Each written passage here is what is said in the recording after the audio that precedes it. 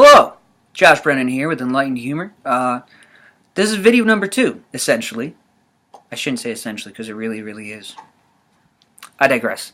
Anyways, what we're going to do here is we're going to do a little bit of a beer review, and then we're going to get right to it. This right here is my handy dandy pop topper. This is actually made from a railroad spike, and I got this from a chief that I worked with when I was a civilian contractor down in Virginia. He was a blacksmith on the side. Incredible work. I'll get the website and I'll link it to this video down below, and you can check it out. Great, fantastic products. I've had this for I think, I don't know, 6 years. It's always a great conversation piece. You just put it right in your pocket. It hangs out, you know, etc., etc. It's a multitasking tool. I will never say to use this for anything other than a pop topper. That is what I'm saying. What we're going to pop the top on here is a little bit of Lagunitas. This is their Imperial Stout. And because I'm just starting out, this is I'm using photo booth, so everything's going to be reversed. Mirrored, I should say. I'll fix that soon enough. Anyways, this is their unlimited release, Lagunitas Imperial Stout. Brewed and bottled by blah blah blah blah. ABV of 9.9%. This company is out of California, and they also have a brewery in Chicago. Lagunitas doesn't make anything bad. This, I promise you. Everything is always at a fair price point, too. I mean, a 6-pack of one of their, basically, mostly all of their 6-packs, like around $10 to $14. And the quality that you're getting is just phenomenal. So you are getting a super bang for your buck. Well, let's pop the top on this and see what we've got. Besides deliciousness, I've had it, you know. Anyways, so pour it in my little Southern Tier glass, along with the king. Anyways, so this being my inaugural video, well, again, that's wrong. All right, I'm yelling at my dog. Ugh. He's just a puppy, though. Doesn't know any better. It's okay. It'll buff out. See? Look. Maverick, smile. Wave to the people. Can you wave? No. Haven't taught him that one yet. This stout right here, definitely a sipper. Meant to be enjoyed. You could pick this up. I picked it up today at my local Consumer's Beverage, which is the here in Lockport, New York. Consumer's Beverage is quite possibly the best place to get great beer around here. If you don't want to have to drive far, go to Consumer's. If you want to drive far, like the closest place is like 25 minutes of transit. No one wants to do that. The guys there are phenomenal. Super friendly, super knowledgeable. Place is great. I love it. Everybody else? I don't know. I don't know what their feelings are. There's 8 billion people in the world, roughly. You can only control one, and that's yourself. However, this is a gross overstatement, as many people cannot control themselves. Oof. That chocolate deliciousness? Oof. I mean, it's no Bourbon County Stout, you know. Goose County. Bourbon County? Goose Island? Oof. I should be ashamed of myself. That is something special. This, he's still good. He's okay. I mean, for $5, you can have yourself a phenomenal Imperial Stout. Anyways, but saying that you can control yourself is a gross overstatement, as many people cannot. That's a fact of life. We're quite reactionary. When you go to the doctor and he taps you on the knee with the hammer, you move, right? Yeah, that's what happens. That is a reaction. A response is something that you take time to form. Pardon me. You'll often see me take pauses as I try to form my words. This is only my second glass of beer anyway, so it's not like, whoa, he's hammered. No, I assure you. Even in my sleep, I take time to form my words. I'm a terrible sleep talker. But nobody out there knows that. Well, They wouldn't have known it previously, but now they know. Yeah, there we go. Anyways,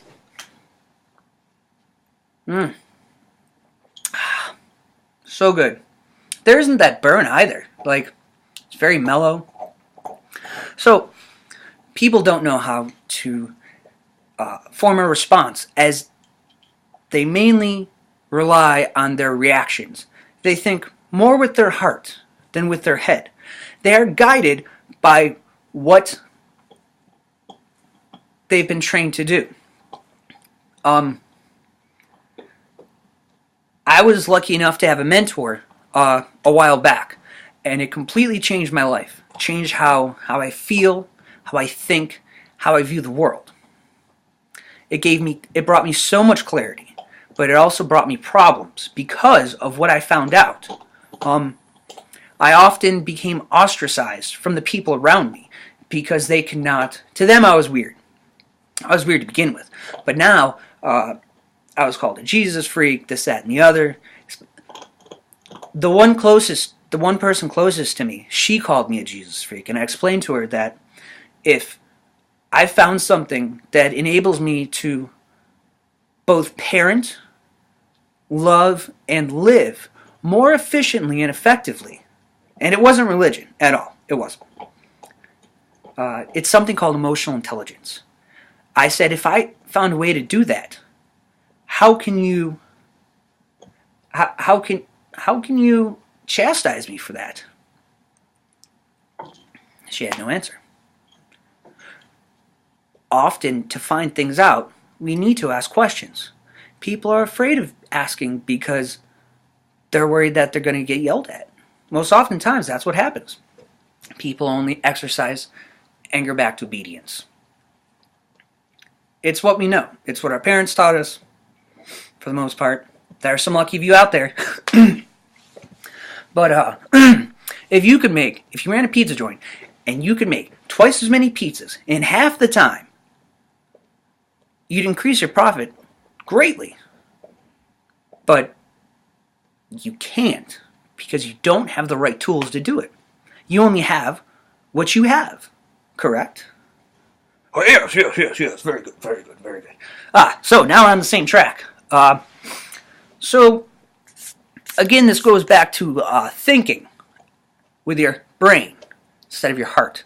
A lot of times people would rather believe what enrages them as opposed to stopping and thinking, hey, hang on, wait a tick, isn't that slightly out of character for that person?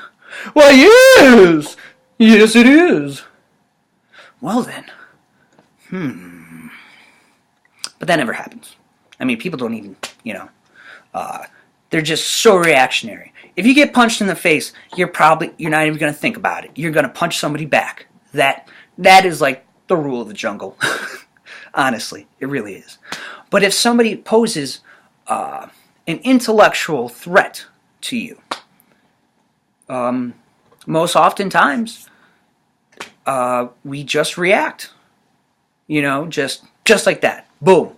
No time to think. Hey, why is that person a threat to me? Why do I deem them a threat? Critical thinking is not a skill taught in school. They have, if I remember, when I went through middle school, I only had one class that tried to prepare you for life. It was home economics. Yeah. Taught me how to sew a teddy bear. Cool. I guess. I made a dog. But I did it wrong, and it ended up not having a tail. So, I got a B. Could have had an A, but it also could have had a tail. So, that's where that story goes. No tail in life will get you nowhere. Where's he going? Nowhere. I digress. What we need is critical thinking. We need to think with our brain, not our heart. I've recently come out of a very problematic and damaging period of my life. And it was absolutely terrible. Just horrible. I should have never got involved with this person. And I'm not saying this because I'm trying to demean this person as this person shall remain nameless, because that would be terribly uncouth to just deride somebody and slander their name. We will not do that. However, the facts remain the facts. Just the facts, man. Yes, just the facts. Ah! Anyway, the facts are the facts, and they are what they are. You can accept the facts, or you can fight the facts, but you will always lose if you fight the facts. And don't even sit there and talk to me about quantum theory, all right? Quantum physics, it's all theory until it's been proven. Just a little side note. Actually, that's a fantastic field to get into, because even if you're wrong, it's going to take like 50 years for them to prove you're wrong. Almost as good as a meteorologist. It's one of the only jobs you can be wrong, like 80% of the time, and still keep your job. And those results are quick. You just got to stick your head out the window. That's it. Ah, well. Critical thinking is not a skill taught in school. It needs to be taught. But because we don't have that, we're only given what we have from this terribly organized education system. When I left school to join the Navy, I did not know how to write a check. I did not know how to balance a checkbook. I knew how to sew a dog without a tail. All day. Bees. There's a lot that I didn't know how to do. I didn't know how to think for myself, because for so long I was just doing as I was told. I did think for myself, but other people called me a smart mouth for it, because that's what uneducated and small-minded people do. They call you a smart mouth, because who are you to question them? There are people who say, there are parents who say, just do it because I said so, or do it because I'm mom. But I'm merely asking a rational question. I may be 12 and you may be however old, but that's completely like zonkers. Why would I do that? Would you do that? I don't think so. Oh, but I must. Oh, okay, because you say so. Oh, nope, I don't want soap in my mouth. A lot of kids my age had childhoods like that, because that's what they were taught, and so on and so forth, and it just keeps going back. So there's zero critical thinking. Everybody is just reactionary, and it keeps coming back to this. You could find at least one event in your day that was brought upon and executed, and probably unresolved, due to just reactions, just people leading with their heart. The heart is meant to pump blood. They say, oh, the heart is for romance, blah, blah, blah. That was Dracula. He's telling you, no, it's not. Stupid. Blah. Anyways, the heart isn't for romance, because we make illogical decisions with our brain, and we're like, oh, it was my heart that made the decision. Or, I made the wrong decision and listened to my heart. Listen, people only do incredibly stupid and dumb things for two reasons: love or money. That's it. I moved 7 states for love. I ignored all the red flags and everything else because I wasn't thinking. I wanted it. I wanted it to be true so badly. I chose to ignore those warning signals, because what I wanted trumped that. I'm like, oh, no. That'll get ironed out. Blah, blah, blah, blah. Yeah. No bueno. And a lot of people do this. And it's not until you reach a certain age that you may never have somebody intervene in your life. You may never have somebody around you to mentor you and guide you and say, hey, here's some tools that will make your life easier. You'll be able to avoid the same pitfalls that you've been... the mistakes. You keep making them over and over again. People say, oh, I have a certain type, and they're all crazy. Well, hang on. I mean, they're not really crazy. They just are the way they are because of the way that they were brought up. Whatever they're doing now, they were taught by somebody else, probably a parent or a parental figure who raised them. So, I mean, they say like father like son, like mother like daughter. It's very true for that reason. Because you model your life after this one person. And that's it. To have some, I was lucky enough to have somebody intervene. And it completely changed my life. I was able to execute with such precision, and I'd call it surgical precision. Like, however, that's a biased opinion, not really a fact. It's, I can't quantify that somehow, and no, I'm a doctor. Who do you want to know? Nope. Anyways, I was lucky enough to have somebody explain this to me, and my mentor, he constantly said, if I had these tools when I was 19, 20, 21, I wouldn't be where I am today. I'd be far more just wildly successful. And he didn't mean successful in an economic or financial sense. He meant successful in life, navigating through life. Just your relationships that you have on a daily basis. It doesn't have to be romantic. It could be your relationship with the cashier, the conversation you're having with the cashier. People don't understand how our words affect people. Actions speak louder than words. Yes, true. However, we don't get to exercise that very often. Instead, we rely on what is most common is words. It's the exchange of words. And a lot of times people don't think about what they say. A lot of times people just they just regurgitate, whatever's hip and trendy. And for about a year and a half, I heard YOLO at work from the younger kids, and it drove me insane. I'm 32 years old, and you got 19, 20, like, you only live once. Yes, this is a fact. Unless, you believe in reincarnation, etc., etc. We don't talk much about politics or religion here. There's no place for it. Here, it's all facts, morals, and funny. Funny. Anywho, so we got that. So critical thinking is necessary for a successful life. Our success is not measured by our bank account. If a CEO has 2 kids in rehab and one who is just kind of floating through life, is he successful?